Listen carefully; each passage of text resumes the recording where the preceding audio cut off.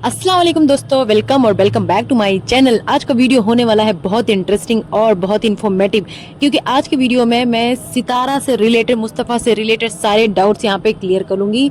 उसके पिछले ब्लॉग से भी रिलेटेड, आज के ब्लॉग से भी रिलेटेड, और रिएक्शन वाले भी क्या बोलते हैं इस बारे में, वो बातें भी करेंगे आज हम। तो वीडियो को लास्ट तक लाजमी देखें और वीडियो को लाइक भी करें, चैनल को सब्सक्राइब भी करें। आप मेरे बात से एग्री करते हैं या नहीं, ये चीज़ भी कॉमेंट सेक्शन में ज़रूर बताएं। तो आज की वीडियो स्टार्ट होती है सितारा की कूलर की अनबॉक्सिंग से, जो कि कूलर मंगाया गया था अनीता के लिए और रिजवान के लिए, उनके बच्चों के लिए।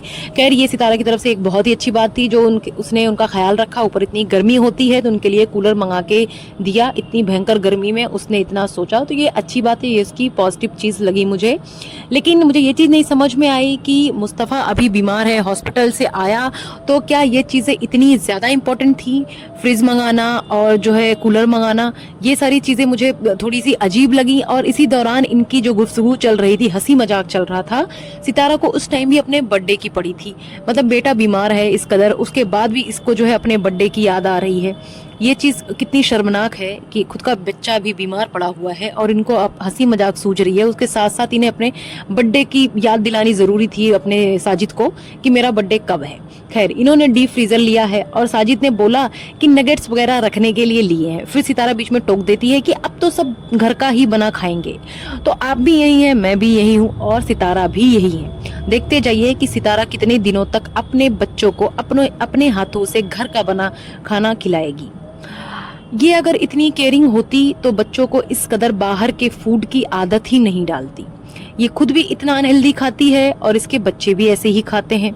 ये बहुत मुश्किल से घर पे कुछ बना के देती है, नहीं तो जो भी इसके पास पैकेट फूड होते हैं ना, उन्हीं को फ्राई करके भून के दे देती है। चलो, कभी कभी ओकेजनली तो हर कोई बाहर खाते हैं, कभी बर्थडे हो गया, एनिवर्सरी हो गई, या वीक में एक दिन समझ में आता है। लेकिन इसके बच्चों को हर दिन की आदत लग गई है। इसके पिछले ब्लॉग में अगर आप लोगों ने नोटिस किया होगा, आयत मोबाइल लेके आती है, उस पर जो है ऐप खोलती है फूड वाला और बोलती है कि इससे ऑर्डर कर दो।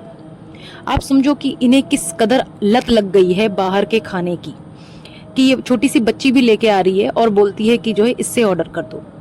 इनका जो डीप फ्रीजर है, वैसे ये दो काम के लिए है, ये सिर्फ इसके लिए तो नहीं है कि ये लाके रखेंगे। अभी बकरा ईद आ रही ना, तो इससे पहले की ये तैयारी है बकरा ईद पे जो है गोश्त जमा करने के लिए। खैर, दोपहर का वक्त हो गया था, इसने अपने बच्चों को तब तक तो तैयार नहीं किया था, बाद में तैयार किया। बच्चे उठ के आते हैं ऐसे ही उलझे हुए बालों में, वही कपड़ों में, बाद में तैयार करती है ये। ठीक है, अब ये बात करती है ईद की। ठीक है, तो ईद पे वैसे भी इसकी कोई प्लानिंग नहीं थी घर पे बनाने की। ईद ये घर पे नहीं मनाने वाले थे क्योंकि ये ट्रिप पे जा रहे थे। ट्रिप भी इसलिए पोस्टपोन हुआ क्योंकि मुस्तफ़ा की तबीयत खराब हो गई और इसने सारी जो शॉपिंग की थी वो सिर्फ ट्रिप के लिए की थी। इसने ईद जब मनाना ही नहीं था यहाँ पे, तो ईद की क्या तैयारी करती, ये बस कुर्बानी करवा देती।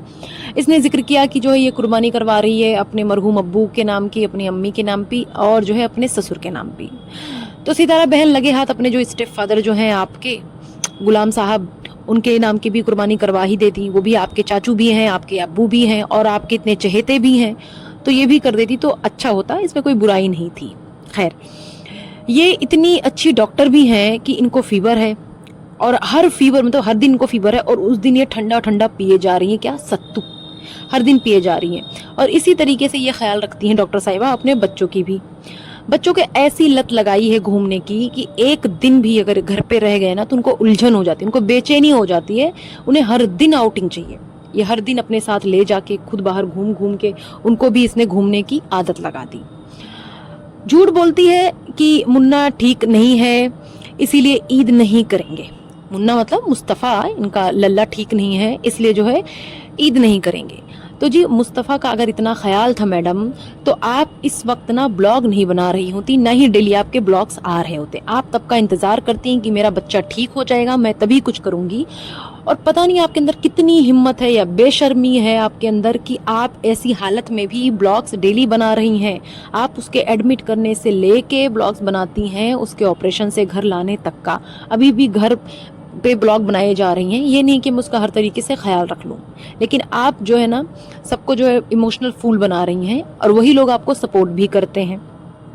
ये डीप फ्रीज़र लाना नहीं भूलती हैं और सारी चीज़ें करना नहीं भूलती हैं ये, ठीक है। लेकिन ये ईद नहीं मनाएंगी, प्रमोशन के कपड़े दिखाना भी नहीं भूल रही हैं, ये सारी चीज़ें ये कर रही हैं। लेकिन इन ईद नहीं मनाना है सिर्फ लोगों को दिखाने के लिए। ईद तो मनाने का पहले भी कोई इरादा नहीं था इनका, घूमने जो जाना है। खैर, पहले तो ये तैयबा को जो है कभी शहजादी, मेरी शहजादी, इतना लाड, इतना चुम्मा चाटी ये तो करती नहीं थी। अब जब से लोगों ने बोलना शुरू किया है, रिएक्शन वालों ने, उसकी वजह से आयत की जगह थोड़ी सी जो है तैयबा को भी अटेंशन मिलने लगी है। फिर इनका लास्ट का लेक्चर आता है, शुरू होता है, औरत सब कुछ ख़त्म कर देती है बच्चों के लिए, सब कुछ भुला देती है अपनी औलाद की खातिर। जी हाँ, सब कुछ कर देती है, लेकिन सितारा जैसी औरत सब कुछ कर लेती है, बस अपनी ब्लॉगिंग नहीं छोड़ती है, मलका बनना नहीं छोड़ती है। भले ही औलाद जो है दर्द से तड़पता रहे, वो मलका का ब्लॉग नहीं छोड़ती है, फेस रिवील नहीं छोड़ती है। तो ये है आपका जो है सेक्रीफाइस, ठीक है। बस औलाद का हवाला दे देकर लोगों को बेवकूफ़ बना रही है, एक अच्छी माँ बनने का नाटक कर रही है। एक अच्छी माँ अपने बच्चे की ऐसी कंडीशन में सब कुछ साइड पे करके सिर्फ और सिर्फ उसकी केयर करती है, उसके पास बैठती है। और सितारा इतनी गरीब तो हो नहीं आप कि अगर आप 2-4 दिन ब्लॉग नहीं बनाओगी तो रोड पे आ जाओगी, आपके घर का चूल्हा नहीं जलेगा। तो ऑपरेशन से लेके अगर अभी तक आप ब्लॉग ना बना के अपने बच्चे पे फोकस करती तो हमें ज़्यादा अच्छा लगता। अब बात करते हैं सितारा के कल के ब्लॉग की। सबसे पहला झूठ जो मैंने आप लोगों को पहले ही बता दिया था कि मुस्तफ़ा की तबीयत तब भी ख़राब थी जब ये लोग मलका का ब्लॉग शूट कर रहे थे, और फेस रिवील किया था तब भी उसकी तबीयत ख़राब थी। लेकिन जो है ये पूरा का पूरा ब्लॉग बनाने में लगी थी। मुस्तफ़ा उस ब्लॉग में कहीं भी नज़र नहीं आया था। दूसरी बात, ये मैडम जिस दिन मुस्तफ़ा का ऑपरेशन हुआ उस दिन भी हॉस्पिटल में नहीं रुकी, झूले पे बैठकर वीडियो बना रही थी कि मुस्तफ़ा का ऑपरेशन हो चुका होगा, अभी आएंगे मुझे लेने मुस्तफ़ा के पापा, तब मैं जाऊंगी।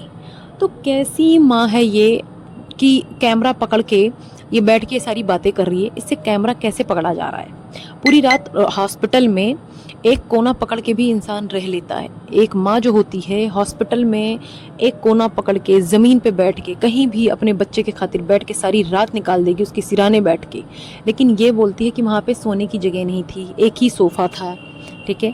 फिर अगले दिन भी यही दिखाती है ये कि एक ही सोफ़ा पड़ा है और यहीं पे चेयर लगा के मैं और साजिद यहीं पे लेटेंगे।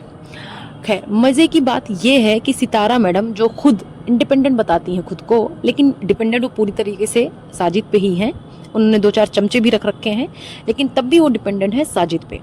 वो हॉस्पिटल खुद नहीं लेके जाती हैं मुस्तफ़ा को। अब तो कार ना चलाने का भी बहाना नहीं है, कार भी चलाना आता है, लेकिन मुस्तफ़ा को खुद से नहीं लेके जाती हैं।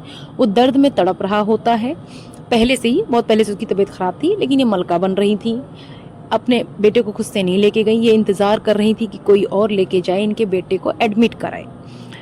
और ये जो अपेंडिक्स से इतना ज़्यादा सेंसिटिव होता है कि इतनी जल्दी से तो पकड़ में आता नहीं है। दूसरी बात, अगर इसका वक्त पे इलाज नहीं होता है और ये फट जाता है तो पूरी बॉडी में पॉइजन हो जाता है और पेशेंट का बचना भी मुश्किल हो जाता है। ये मैं आपको अपने पर्सनल एक्सपीरियंस से बता रही हूँ। और इस बच्चे का तो बेचारे का लेप्रोस्कोपिक भी नहीं हुआ। पहले मुझे लगा था दूरबीन से ऑपरेशन हुआ है जिसमें कम तकलीफ होती है, लेकिन इसको तो जो है बड़ा ऑपरेशन हुआ है। इसको अच्छा खासा चीरा लगा के इसका ऑपरेशन हुआ है।